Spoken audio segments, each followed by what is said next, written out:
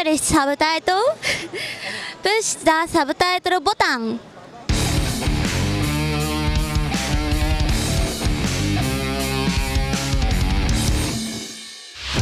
Hallo zu einer neuen Reptil-TV-Folge. Mein Intro-Tierchen für euch heute. Also ich bin ja immer, bei mir ist ja alles wunderschön, das wisst ihr. Aber der ist noch wunderschöner. Ein junger Schwarzkopfpython, Aspidites melanocephalus. Ne? Melanocephalus heißt schwarzer Kopf sozusagen. Ne? Australischer Schwarzkopfpython. Tolle australische Pythonart. Nach wie vor in der Terroristik noch eher selten, würde ich sagen. Nach wie vor eine Rarität.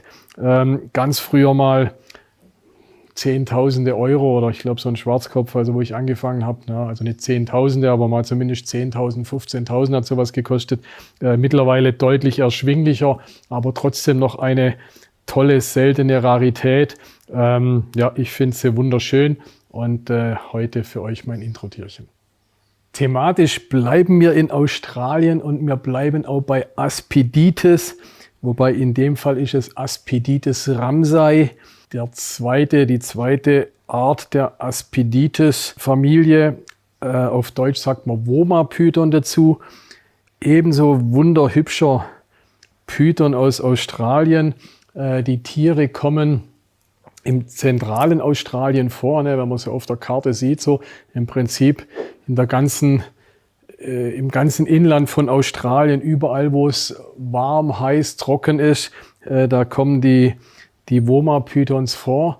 Von der Größe her sind sie ein bisschen kleiner wie der Schwarzkopfpython, also so ein Woma wird ausgewachsen, runde 2 Meter. Das Interessante, ich finde, die Jungtiere sind am Anfang größer, wachsen gleich ein wenig schneller und hören dann aber irgendwann auf, machen einen Stopp und bleiben bei der Größe stehen. Farblich sind sie ja ziemlich ähnlich. Ne? Wenn wir jetzt hier den Kopf weghalten und an das Tier von vorher denken, da könnte man fast sagen, naja, fast die gleiche Schlange, wenn nicht der in dem Fall gelbe Kopf wäre, sondern der schwarze. Ne? Also sehen sie schon unheimlich ähnlich aus. Ja, ich wiederhole mich, ich finde es eine wunderhübsche Terrarienschlange und wie man sie im Terrarium halten kann, da komme ich jetzt als nächstes dazu.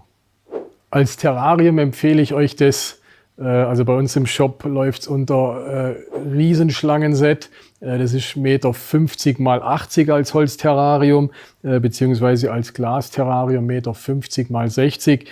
Die Größe ist bestimmt okay, also 1,50 Meter x 80 finde ich perfekt, 1,50 Meter x 60. Die Frage, haltet ihr sie einzeln, haltet ihr sie paarweise? Vom Klima her, am Tag natürlich schön warm, runde 30 Grad, das Ganze über Heatpanel beheizt. Nachts geht er runter, allerdings ich würde trotz Wüstenklima oder Wüstenherkunft, würde ich es nicht zu kalt machen in der Nacht. Also ich würde bei 22 bis 24 Grad Nachttemperatur bleiben. Luftfeuchtigkeit 50-60%, so gut er das halt schafft. Bodengrund nimmt er Espen- oder Holzeinstreu, hat sich super bewährt bei den Tieren. Feuchtes Versteck anbieten, ne? so eine Schlupfbox mit feuchtem Moos drin, gehen sie auch wirklich gerne rein. Haben wir bei uns im Terrarium auch immer mit drin. Und dann ist es wirklich ein tolles, gut zu pflegendes Terrarientier. Ne? Die Womas sind so mit 3-4 Jahren geschlechtsreif. Also ich habe hier jetzt so ein 3-jähriges Weibchen. In der Größe kann man schon anfangen mit Paaren. Die ist so hart an der Grenze, würde ich sagen, von der Geschlechtsreife. Wir füttern die Jungtiere einmal die Woche, beziehungsweise selbst auch die Adulten oder so ein adultes Weibchen füttern wir einmal die Woche. So eine frisst dann entsprechend mittlere Ratten. So ein Jungtier, wie ihr vorher gesehen habt, frisst große Mäuse. Völlig problemlos, wie gesagt, auch schon als Jungtier völlig problemlos, gehen wirklich gut ans Futter ran und ja, wachsen und gedeihen dann schön. Und wenn sie dann so eine Größe erreicht haben, lassen sie sich auch relativ gut züchten. Die Stimulation für die Zucht macht man über die Winterruhe. Ne? So Woma-Python macht 2-3 Monate Winterruhe. Da macht er alles aus. Raumtemperatur ist okay. Ihr braucht es auch nicht kühler machen wie der Raum. Normale Raumtemperatur ist okay. so für 8 Wochen, 10 Wochen. In der Zeit natürlich nicht füttern, nur Wasser reinstellen, frisches Wasser immer. Und nach der Winterruhe fangen die Paaren an, beziehungsweise wenn ihr sie getrennt haltet in 2 Terrarien, würde ich sie nach der oder am Ende der Winterruhe würde ich sie schon zusammensetzen. Und die Chancen sind eigentlich ganz gut, die Womas zu züchten. Es ist nicht extrem schwer zum Züchten, sondern man hat wirklich gute Chancen. Und klar, eierlegend wie jeder andere Python auch. Und dann seid ihr vielleicht früher oder später selber mal erfolgreiche Aspidides-Züchter. Wer jetzt gerade enttäuscht war und dachte, oh, als Große sehen sie ja gar nicht mehr so hübsch aus, dem sei dieses Männchen, also beziehungsweise ja, das Weibchen, das ich gerade in der Hand habe, die war in der Häutung. Ich weiß nicht, wem es von euch aufgefallen ist, die hatte trübe Augen.